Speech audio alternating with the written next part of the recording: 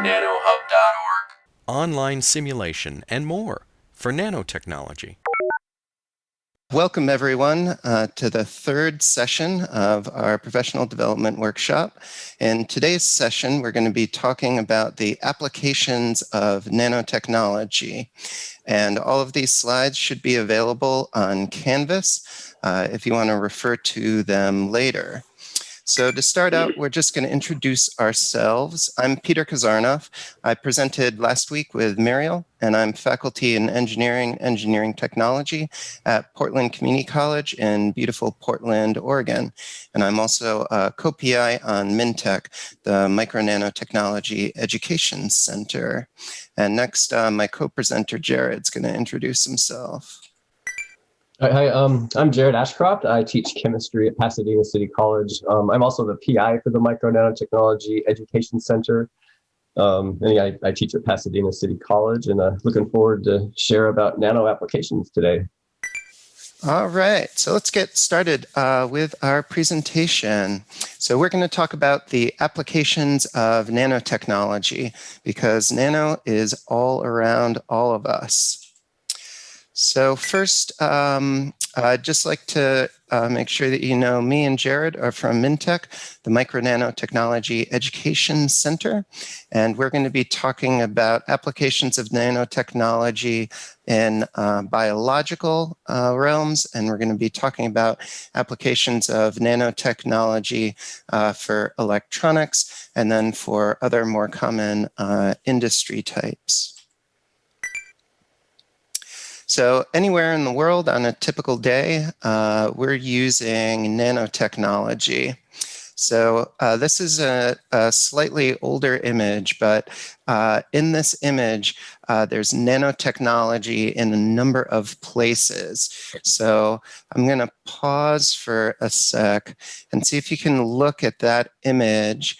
And if you're willing and able, in the chat, where do you see nano in this image? So where is nano in the picture? So we got some phone lights clothing in the camera, in the cell phone, in the sign, in the plastic, in the watch. Ooh, somebody has good eyes. They can see the watch, in the medical devices. Ooh, and the bike chain oil. That one's cool. Haven't seen that before. Anywhere else you see nano in that image? In the bike frame. Cool. In the tablecloth. In the fabric backpack, potentially. The magnetic strip of the credit card. Oh, wow, you could even see there into that wallet. And on the sunscreen. Wonder if the sunscreen person has seen this image before. All right, so we're going to move on and see if we got all of those types of nano in this image. So some places we're in the cell phone. Somebody said that. Some places we're in the batteries. Then some places we're in the catalysis. You see that teeny little car in the background that might have nano in the catalyst in its exhaust system. GPS, airbag sensors. Somebody said the sunscreen in the chat. Yes, sunscreen has titanium dioxide nanoparticles in it. In the CCD camera chips, potentially in artificial contact lenses, the GPS exact satellite transceivers. Somebody mentioned the credit cards, those little smart chips in the credit cards. And LED displays in the computers. Probably our computers don't our laptops at least don't have as many of these old spinning disks, but the SSDs we have, they do. And somebody in the chat mentioned the bike frame too. So there are applications of nano all around us. And I like to think, which of these applications apply to our students? Which one of these applications can they identify in their lives? So the application areas for nanotechnology include health, medicine, and biology. Jared's going to talk a bunch about that.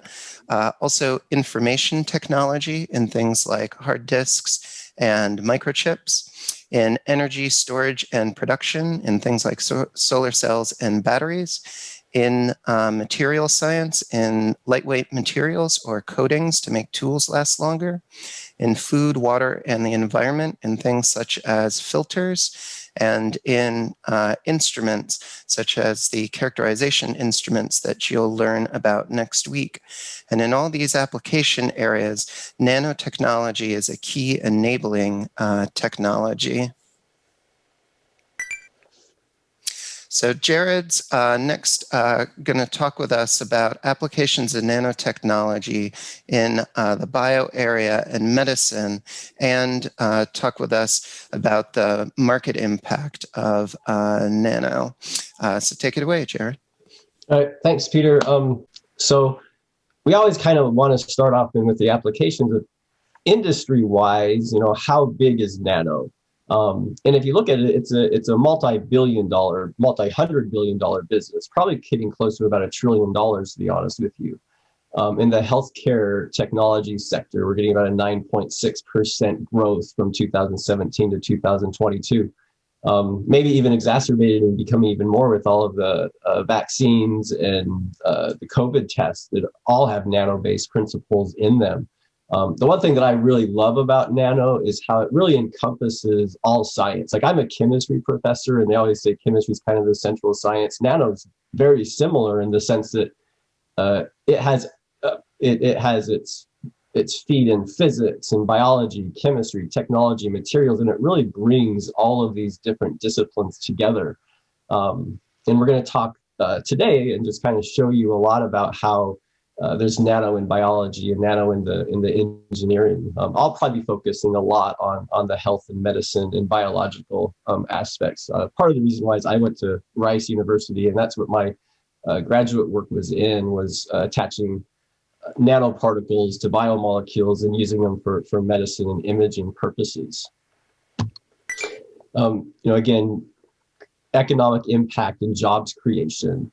There's up to 1 million jobs in the nano sector right now, and trying to fill those jobs with technician students who can just go and work in the nanotechnology lab, PhD students, graduate students who can come up with ideas, work in advanced labs, people with BS degrees. There's basically room for all levels of education in the nanotechnology area. And that's really a big goal of what the micro nanotechnology community is doing. How do we build the bridges between these micro nanotechnology industries and the applications that are available for students and just people to work in, and bridge those to the K through 12 students and faculty, bridge them to community colleges, and bridge them to research universities? How can we bring these 4 different entities together to work as sort of one team in order to build the micro nanotechnology capacity of our schooling and industries together? So kind of some fun stuff. What's not nano? These nano cars, they have the nano Hummer, they have this nano car. I don't know why they call these nano, other than it sounds really cool. Nano is not big, it's very small. I'm a gamer. I like video games, and my son likes video games, and they have Overwatch, and I watch them play Overwatch, and they have these nano boost, and it's just fascinating because you see the word nano all over the place. And part of it is, how do we utilize all of this sort of nano that's out there in a way to maybe talk to younger students about what nano really is. We can use the video game Overwatch and say, well, do you really know what nano is? And do you know what these applications are? And how can we share the applications that are really cool? And then at the same time, bring in the kind of the nuts and bolts of how do you do nanotechnology research and what does nano really entail? So I'm going to show a couple of videos throughout this proposal on different aspects of nano. Here's one that was done by the Massachusetts Institute for Technology. It's kind of their Nano Soldier program. The nano-enhanced super soldier possesses abilities and tools unsurpassed by any military technology in the world. Nanoreactive muscle propulsion increases jump height by up to 6 times.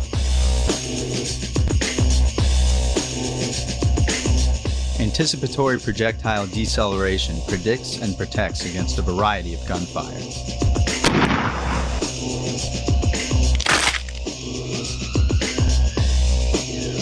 Spasmodic restabilizers snap fractured bones back into place and form an instant cast around the injury.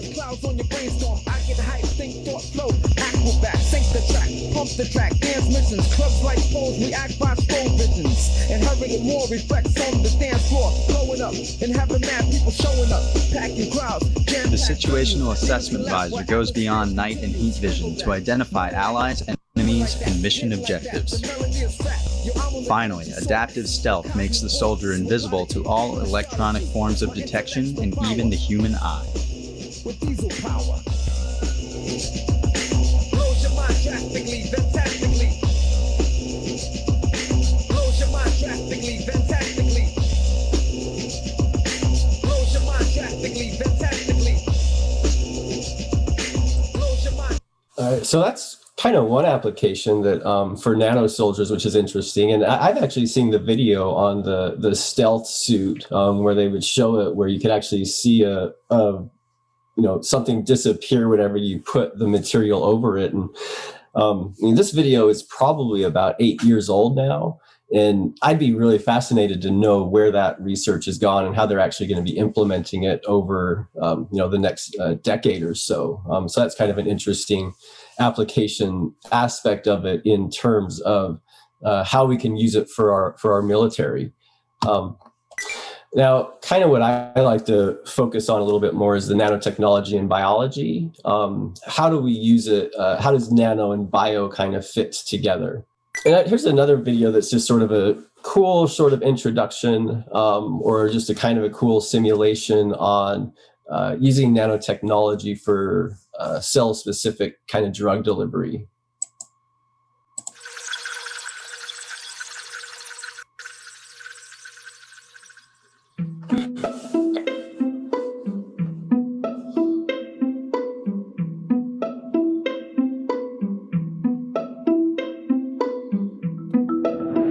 Cancer cells isolated from human tumours can be used to help the development of novel cancer therapies.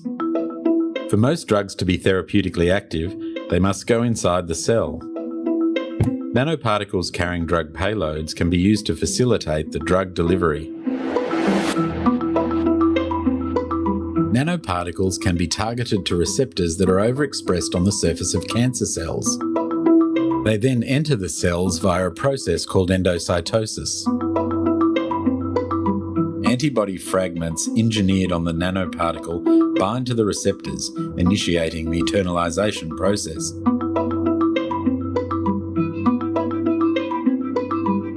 Inside the cell, clathrin proteins form a cage around the developing endocytic vesicle, which is then cleaved from the cell membrane.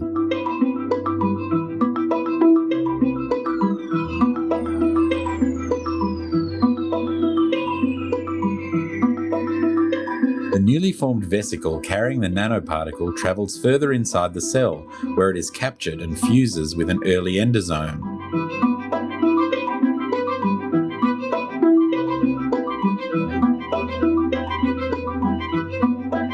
Inside the acidic endosomal compartment, the nanoparticle degrades, releasing the therapeutic cargo, which induces a controlled death of the cancer cell.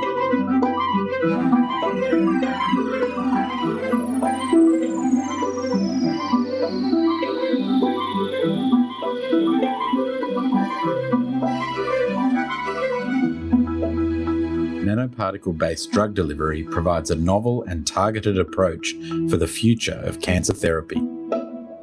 All right, so that's kind of a cool simulation on the targeted cancer therapies. And I'm going to go over kind of some of the design and how we build these type of nanoparticles in the second part of this presentation. So we've got a question from John, and he says, I've got a mental hurdle considering nano coatings to be durable. Are some nano coatings durable, or are they incredibly fragile? That's a good question. But by what do you mean coatings? Do you mean what's going to be on the, are you talking about like the nanoparticles whenever they go into the body and they're going to be destroyed too fast so they don't get to the target site?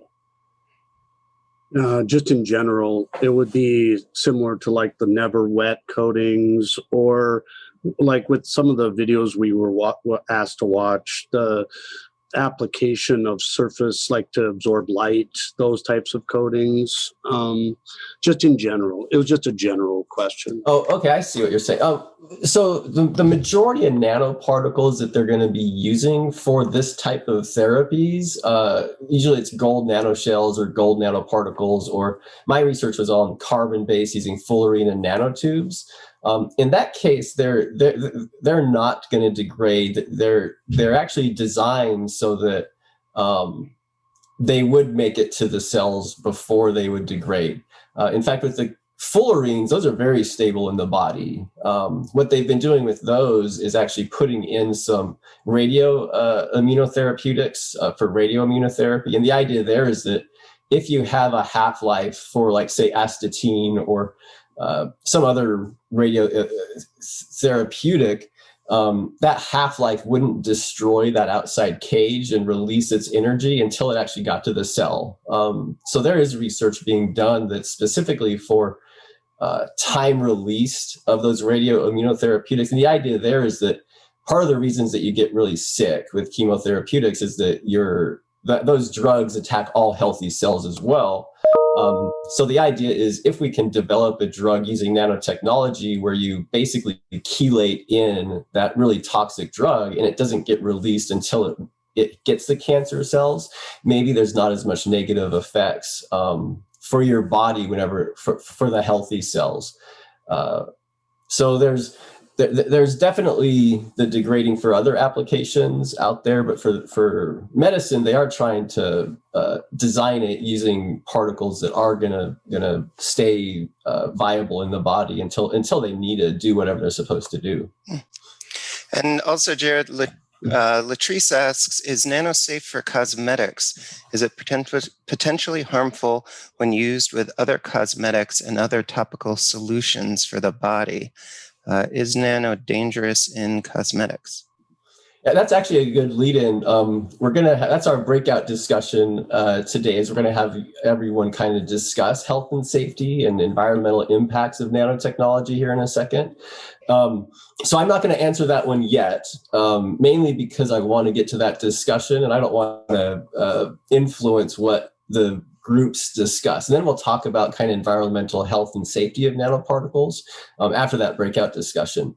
But it's really an important aspect of nanotechnology is environmental health and safety. There's CBEN, the Center for Biological and Environmental Nanotechnology at Rice University, that does a lot of research in safety and health of nanoparticles and nanotechnology.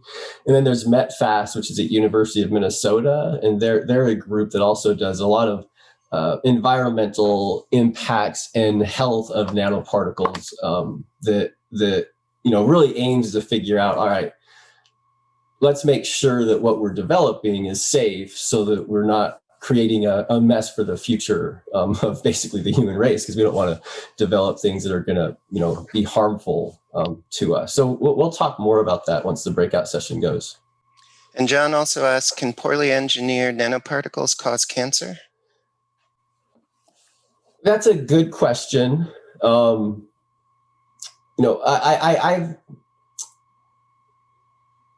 So there's been research done on like carbon-based nanoparticles that have shown that they're harmful to like fish and stuff like that. But I always relate it to I relate it to benzene. Like, let's think about benzene, the molecule in chemistry. They used to use it to wash hands. They used to use it for a lot of reasons, and then they found it was carcinogenic. But what happens with benzene is if I start attaching different groups on it, right? If I put an ester or a carboxylic acid, different functional groups, if I water solubilize it, now it's aspirin, right? So I've basically taken something that's carcinogenic, and by manipulating the outsides of it or manipulating this molecule, I've created a medicine that everybody uses. Kind of the same idea for nanotechnology. If we take those fullerene molecules or gold nanoparticles or silver nanoparticles, if we put a lot of that stuff in our body without manipulating the outside of it, then there's a very good chance that that could be toxic for us. Like, you know, you don't really want to put a pure carbon-based molecule in your body like fullerene. How does it get through your system? But if you take that same fullerene molecule and if you attach different groups to it and you water solubilize it, and now you've attached different medicines to it, now you could have a possible medicine. With a caveat to that, that everyone should realize all medicines are toxic to humans, right? Like even aspirin, if you take too much of it, it can kill you. You can overdose on it. You know, the idea with medicine is that we're going to be putting something in our bodies that is a little bit toxic to fight something that's even more toxic and more harmful for us. So I always think of that in terms of medicine is that, you know, we can develop them as safe as we can. That doesn't mean that there can't be negative impacts for some people that interact with them badly. But, you know, to get approval for a drug through FDA in America takes about 20 to 30 years. And usually the FDA is very good about taking out drugs that are really negatively impactful to the human body. So I hope that kind of answers that question, but we'll have discussions on it too in the breakout session. And Jared, just the last quick question. This is from Latrice. Does it, and I think she means, does nano change the properties of medical products for the human body? Can you change the property of a medical product with nanotechnology? Well, that's a really good question. I'm going to show you some synthesis of some taking Taxol or vancomycin. Taxol is a breast cancer drug, and vancomycin is an antibiotic. And, you know, attaching them to a fullerene molecule to be used in targeted drug delivery. So I don't know if they actually change the properties of the vancomycin or the Taxol, and I don't think anyone does because it never got that far into the research. But it's really about utilizing those really unique properties that nanoparticles have so that the nanoparticles are the drugs, as opposed to trying to, you know, change a drug that really works well that we know how to use for the better. We'll talk a little bit about vaccines and stuff here in a little bit, and how nano is used in that specific type of medicine. But, you know, kind of probably based on what the question is, I don't think any research has been done on how it affects other drugs that they use in the body. We're trying to make nanotechnology medicines that are specifically nano-based and not kind of reinventing the wheel of what's already been out there.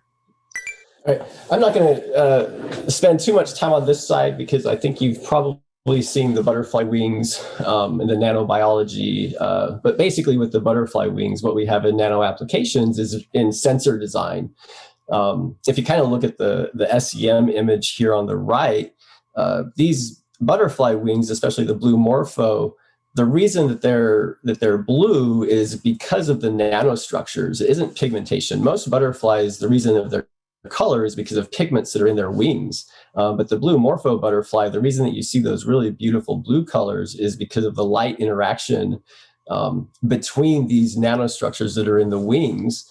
And now people are taking that and kind of doing biomimicry, where it's like, how can we mimic what nature does and create sensors that we can use in medicine or in cars or in I think they're making a sound sensor, like a sonic wave sensor, based on sort of these nanophotonic principles of the butterfly wings. I know I work with a guy at Caltech who they're developing a sensor that you can embed into an eye, and just by shining light onto that sensor, it would give you information on glaucoma in the eye, and like, is your kind of high levels of whatever chemical is in the eye that's causing the glaucoma. Or for diabetes, whenever you have to take a shot, instead of having to take a shot, maybe you could put one of these nano sensors on you, and just now all you have to do is shine a light on it, and it can give you information, medical information about what your glucose levels is and stuff like that. So that's really where the blue morpho butterfly wing is, I think, kind of the most cool, is in the how do we mimic these light applications of the nanostructures interactions with the light into new nanosensors that we can create to measure quantities of substances in the bodies that could give us information that could help us get better understanding of diabetes and glaucoma and stuff like that. If anyone is interested, we just submitted a paper that's developed it's really a module that could be used in K through 12 community colleges or four-year universities. And basically the idea was starting with biology and natural selection, how does that contribute to the color of the wings? And then looking at physics with the electron movements and the UV vis spectrometry. And then we have chemistry with the pigmentation and the interaction with different solvents, the refractive index. And then we kind of have the nanotechnology looking at the structures. And we've actually developed kind of a 4-sequence module that the purpose of it is to show the multidisciplinariness of these butterfly wings and how you could really get a better understanding of why wings are colored how they are. One of the reasons that we did this is we submitted a paper or an abstract to give a talk, one of my students, and a biologist read it, and it was all about the color of these wings. And the biologist said, "You're wrong. Natural selection is why these wings are the blue color." And I really wanted to write back and say, "No, you're wrong. It's not natural selection that's causing these colors. It's these nanostructures in the wings." But I think that that's kind of the misconceptions that we have as biologists, chemistry, physics, in looking at what's causing color and what's causing color in biology sense, what's causing color in chemistry sense, what's causing the color in the physics sense. So if you're interested in reading that paper, send me an email and I can send it to you. All right, so recently, and I think this is where it gets really fascinating, over the last year, we've had COVID. All the vaccines, or many of the vaccines that are being distributed today, have nanotechnology in them. They're using the nanoparticles basically kind of for the delivery part of it, like putting liposomes or micelles or something. So like wrapping these vaccines with nanoparticle-based molecules that's helping deliver these vaccines to where they're supposed to go. So the COVID vaccines have nanotechnology. And I know there's been some articles out there on, are these nanoparticles causing bad reactions? Or are they causing people to get sick? And any kind of drug that we do, any type of molecules that we make is going to have some not good impacts on some people. It isn't going to be huge. It's not going to be where 90% of people have bad reactions to it. But for any kind of new medical technology, we are going to have some certain percent of the population that isn't going to interact or react with that substance very well. So that's part of the studies that people are going to be doing, is how is using this nanotechnology in these vaccines negatively impacting people. There's the positive impact where you get the vaccine and now you're vaccinated from COVID. But is there a big negative impact where people are reacting bad because of the nano-based technology that's in it? I actually think the more interesting one, to be honest with you, is the COVID tests. A lot of the COVID tests now, I've had to do it twice, where you go there and you have to put that I can't remember what they call it, but they put a big stick up your nose and it feels terrible. Like it's miserable. The cool thing with this nanotechnology based one is that all you got to do is get some saliva and then you just put it in this solution. And instead of using a PCR test or something like that, now you just need a UV vis spectrometer, something that's going to be measuring the absorbance of those nanoparticles. And based on the interaction that those nanoparticles will have with the COVID, either you're going to get a absorbance or not an absorbance. And based on that number, you'll be able to say, oh yeah, you have COVID or you don't have COVID. It's faster. You don't have to do the nose test. And it's just cheaper, to be honest with you, too, because a UV vis spectrometer and those assays are pretty inexpensive. So it's really fascinating right now that these gold nanoparticles are being used in the COVID testing. And if you're interested in kind of getting more on that, let me know. I can send you kind of the articles that's about how is nanotechnology being used in COVID vaccinations and in monitoring and testing for COVID in people. This is kind of a little bit away from the medicine, but this is the Nano Spider based on the gecko's feet. Here's a video about it. You know how geckos have these amazing feet that let them climb any sort of surface, including glass? Researchers apply that same technology to gloves that let humans do the same thing. I'm Jen Markham on Buzz 60. Although researchers have been studying gecko feet for years, trying to apply their incredible adhesive abilities to everything from medical devices to robotics. But the van der Waals forces, the way the gecko's toe hairs employ attractive and repulsive forces between molecules, has so far been a challenge to apply on a larger human weight-bearing scale until now. Researchers at Stanford created hand-sized silicone pads that allowed a 155-pound man to climb a vertical glass wall. Yes, Stanford has built Spider-Man. Well, except for the fact you have to climb very slowly and that there are giant poles between the climber's hands and feet to transfer the adhesion load, all of which pretty nix any crime-fighting ability. Although DARPA claims the Draper Laboratory also built them similar climbing paddles, there's only this one picture to go by, so I think with the video I can safely name Stanford the winner here. Buzz 60. Now you know, pass it on. All right.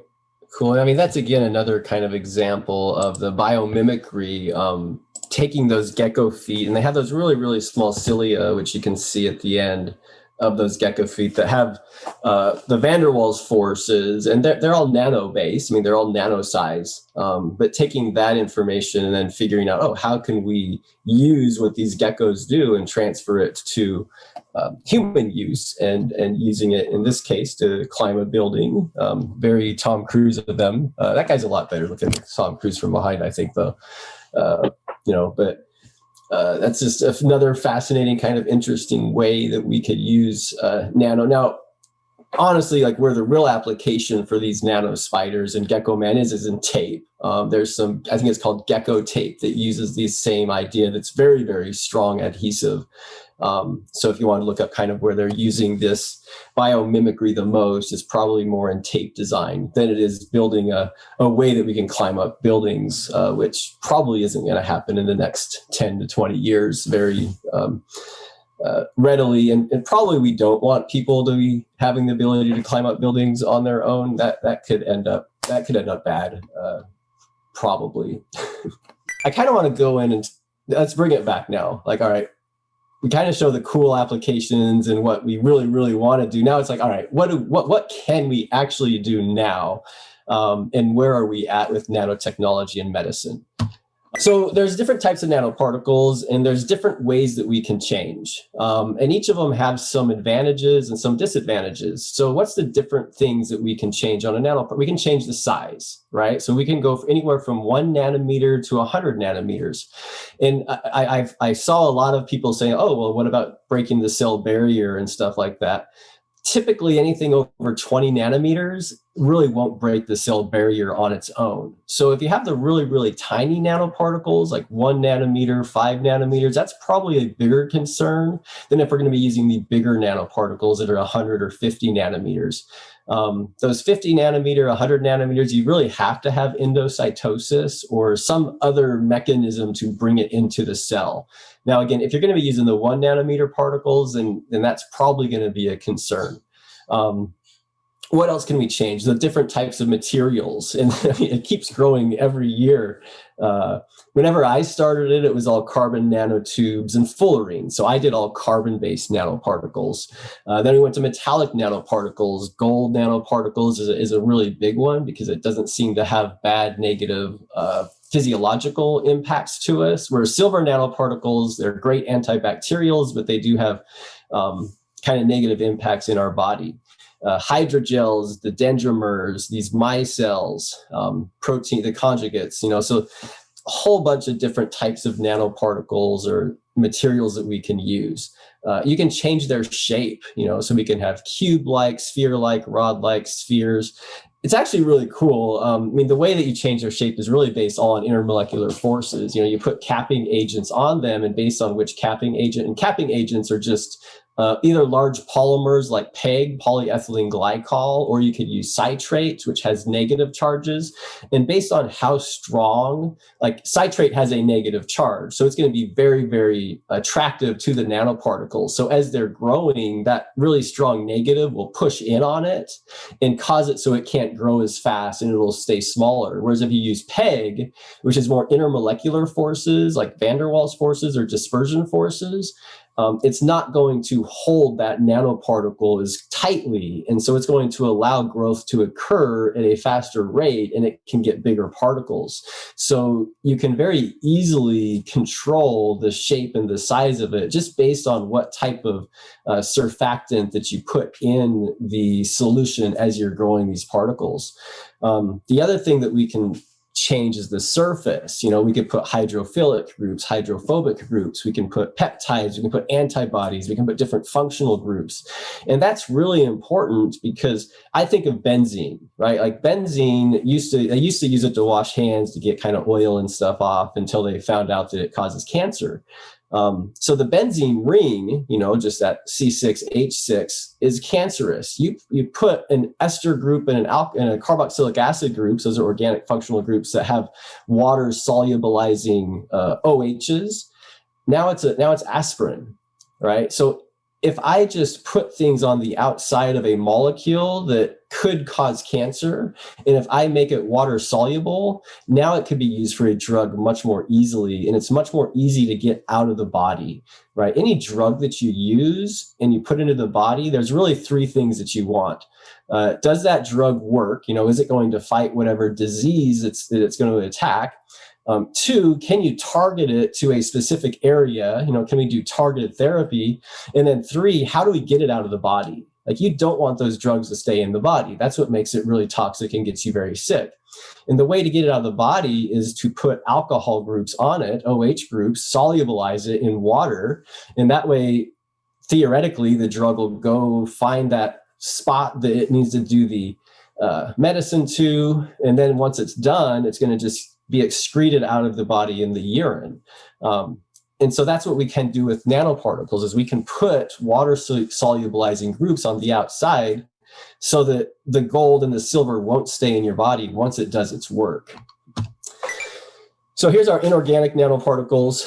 The cool thing kind of about gold is it's not gold at the nanoscale. It could be anywhere from red to purple, depending on the size. And again, that's one cool thing, is that we can change electronic properties and light properties just based on the size of the molecules. And now you can do different kind of studies or different type of applications based just on size. Again, we can attach drug carriers, fluorescence imaging, gene delivery, antigen agents, all on the outside of these gold nanoparticles.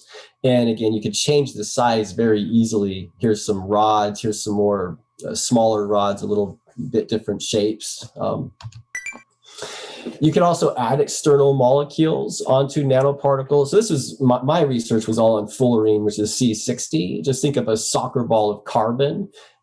This was probably one of the first. Really, people got excited about drugs for fullerene. It was the C3 molecule. Basically, all they did is put three different functional groups or three different attachments on the outside of the fullerene. Each of them had this carboxylic acid. So if you see COOH, that's just a carboxylic acid functional group. One, it water solubilizes it, so now it can go into the body. But interestingly, the C3 drug they put it in rats, and the rats ended up living about 6 months longer than rats that didn't use this. And so they thought it'd be used as sort of an anti-aging drug. It's a great antioxidant, so it's a radical scavenger, which means that radicals in your body are basically electrons that are by themselves. They're just floating around without another pair of electron. They're very high energy and really bad for us. That's what antioxidants do. Antioxidants basically go and eat up these electrons that are just floating by themselves. And the C3 drug was one of the best radical scavengers they've ever found. It would really go in and just eat up those lone electron pairs. And those radicals basically get through the blood-brain barrier. That's what causes Alzheimer's, neurological diseases, and that kind of disease. So they thought that this drug would, miracle drug for this disease. And then it turned out to work really great in rats and mice, and it didn't work so well in humans. So it never came onto the market. But that was kind of one of the first nano-based drugs that people got really excited about. We could also take and attach organically, using organic chemistry, and attach drugs to the outside of this fullerene molecule. So here we made a fullerene Taxol conjugate. Taxol here at the end, which is a anti-cancer drug. Another thing that would be really fascinating is if not only putting the drug on there, we then put bioconjugates. So we take antibodies, so we can take and organically do some organic chemistry and attach using these cross-linkers, right? This is what EDC is. EDC is just a cross-linking agent to where now we could attach the gold nanoparticle or silver. I'll talk about that in a second. This is a silver gold hybrid nanoparticle. And we use that cross-linker to end up attaching it to an antibody. And this is kind of like the symbol for an antibody where you see the kind of the Y shaped. This picture shows this silver with gold around it, because one of the projects that I'm working on right now is silver shows the best antibacterial behavior for nanoparticles, but it's more toxic than gold. Gold doesn't show the toxicity, but it doesn't have as good of medicine purposes. So what we're doing now is we're actually making silver gold hybrids where you put the silver in the middle and you wrap it, the gold around it as a sphere. And then we're going to try and use these silver gold hybrids as the medicine as opposed to silver or gold by themselves, hoping that we get the silver antibacterial properties along with the gold, not as toxic for our body properties, and they kind of work together very well. So this is something that we can do. We can make nanoparticle-bioconjugates, and this is pretty well-known process now. So I was one of the first ones that made a conjugate like this. This was my PhD thesis, was this project on the right. I took the fullerene molecule. We attached, down at the bottom, you see this is called serenol. And the whole reason that we put the serenol on here is all these alcohol groups, the OHs that you see, that water solubilizes this molecule and makes it so it's a lot easier to work in a biological setting. And then we use this chemical reaction, and we use this compound called SPDP, and we linked the fullerene molecule to the antibody. And the idea here is now the antibody can go and find that cancer cell. We worked with MD Anderson Cancer Center to do this. That active site will find that cancer cell, and then it can pull in the nanoparticle so that you can get that cell-specific delivery of whatever drug that you have. Perfect scenario would be then we would put inside of this fullerene a radioimmunotherapeutic, like astatine or holmium or something that they use in chemotherapy, but with radiation. And by putting it inside that fullerene, whenever you initially give the drug, the energy wouldn't be enough to release that radiation outside of the fullerene shell. And then the antibody would have sort of it would take maybe 2, 3, 4 hours to find the cell. And that would be about the same half-life for the radioimmunotherapeutic, so that we would release the most energy and radiation to the cancer cells at that one time once the antibody found that cell. And try and make it so, one, you don't have as much leaking to healthy cells as possible, but also as much cancer-specific radiation fighting that we possibly can. Unfortunately, that sounds way too complex, and you're right, it probably is way too complex. Unfortunately, because I have a patent on this. It's if it ever worked out, I could have been a rich person, and but no, that's how it is. So we do have kind of cell-specific drug delivery, and I'm going to kind of show this slide or this. Actually, I'm not going to show this because I don't think we have time. I want to get to Peter. This is a nano drug delivery simulation. If you do want, you can get access to this, and it really kind of shows how it works very well. The other aspect of it, which is down here at the bottom, not just for medicines, but for imaging purposes. Gadolinium, if you've ever had an MRI or a CT scan, they use gadolinium-based contrast agents. And they use what's gadolinium DTPA. That's what's used now. The problem is that gadolinium is very toxic for us. Like it makes you sick, and in some cases it kills people.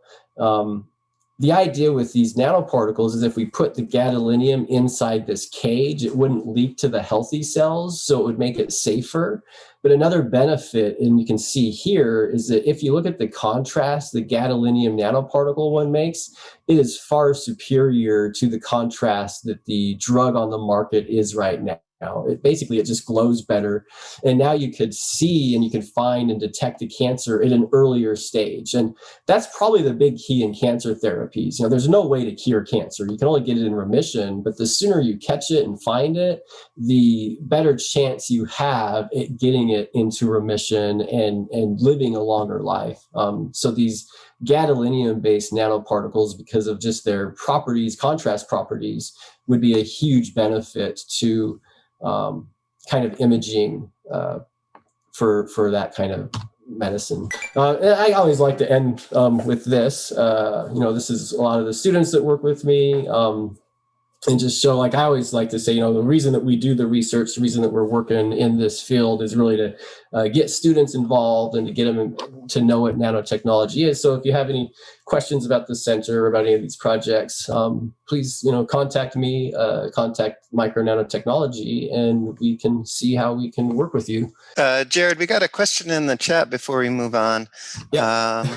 From Angel, is there a concern about different nanoparticles unexpectedly bonding with other types of particles already present in the body? I think with any medicine, there's always those concerns. Like you're always going to be concerned about any new medicine. How is it going to interact in the body? Is it going to destroy your DNA? Is it going to destroy proteins it's not supposed to? And that's why you're going to have, right now, there isn't really any nanotechnology-based drugs out there that I'm aware of, mainly because you've got to do the studies on them and make sure that they're safe. Maybe there's some that other people know of. I don't know of any that are currently being used.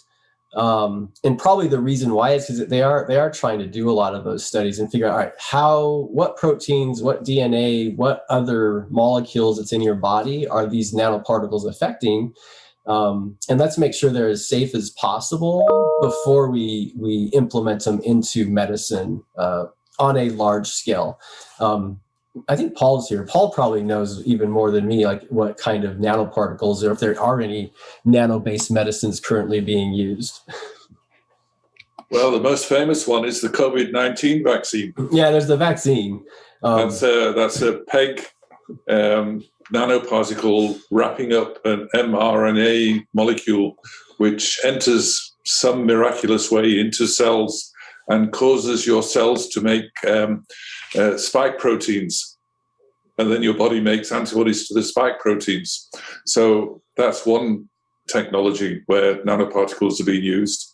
Yeah. I think there are some cancer treatments that are using nanoparticles as well. Yeah, it's just not very prevalent. And the vaccine's the first one that I've actually really aware of. I'll be interesting to see in the next 5 years, 10 years, because my research started in 2000. And if you take, 30 years to get kind of these things onto the market, we're kind of getting at that 2025, 2030, where we might start seeing a lot of the technology that was first thought up of in early 2000s coming maybe to fruition in the next 5 or 10 years. And I think the vaccine's a good example of, all right, look, if they really wanted to, they could probably get some of this applications out a lot quicker than maybe quicker than what we wanted to, because it just hasn't been studied as much. Well, you've got to point out that the vaccine technology isn't as rapid as people make it out to be. It's been tested before, and that's why why everybody knew it was going to work. It's just a few different technologies coming together. Yeah. But thanks for the question. All right, so now Peter is going to do nanotechnology in automobiles. Thanks, Jared. And I think we're having a great dynamic discussion. So please keep asking questions in the chat, and we're going to have another breakout session too. So I'm just going to introduce 2 different applications where nanotechnology is used. This is in automobiles and phones. And I want you to think about what kind of applications would your students identify with, and what kind of applications would be equitable so that we're bringing in as many students as possible. So this is a Toyota minivan. It looks just like the one that's in my garage. And there's nanotechnology in the windshield. There is research in nanotechnology in the tires and nanotechnology in the lights.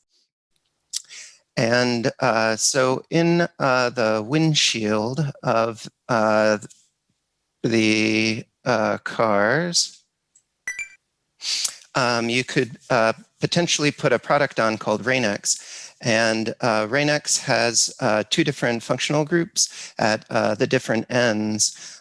The head group attaches to the windshield, and then that top functional group that shows R, that's a hydrophobic group.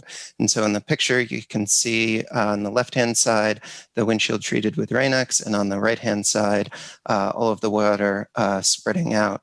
So maybe your students could identify with that. There is some research now of using carbon nanotubes to replace carbon black in tires. Carbon black is a reinforcing agent that's added to the rubber. And there's some research now in using other allotropes of carbon, like carbon nanotubes in tires. And then another place that nanotechnology is used in cars is in the lights. More and more cars now have light-emitting diodes to run their lights rather than incandescent bulbs. And light-emitting diodes use stacks of inorganic materials that are nanometers thick in order to produce light. So the next application that your students might identify with could be nanotechnology in electronics, and in specifically in cell phones. So there's nano in your phone, there's nano in the screen, there's nano in the processor in the phone, and there's nano in the memory in the phone where you store all those great pictures. So a screen in a cell phone is made up of transparent layers. And in some of those transparent layers, we have nanoscale thick transparent conductors. And one of those materials is called ITO, indium tin oxide. And so if your students are playing with a phone, their fingers, they're interacting with nano. Another place that nano is in the phone is in the processors. Modern processors use FinFET technology. And on the middle here, there's a diagram that kind of shows how that works with the source drain and gate electrodes. And on the right-hand side is an SEM image. I believe this is one of Intel's FinFET technologies. So there's nanotechnology in the processor in your phone. And another place that there's nanotechnology is in the memory of your phone. Modern memory is actually three-dimensional in structure. And think of it sort of like a big skyscraper of memory. And each one of the floors has got a bunch of different rooms or cubicles that you could store information on. And those things are at the nanoscale. So thank you. Please keep in touch. Use the TeachNano hashtag on Twitter. And Jared's email is here. And my email is below that. So please feel free to reach out to us over email. Last week, someone reached out over email and we got them some resources. They were starting a nano course coming up, and that was pretty exciting.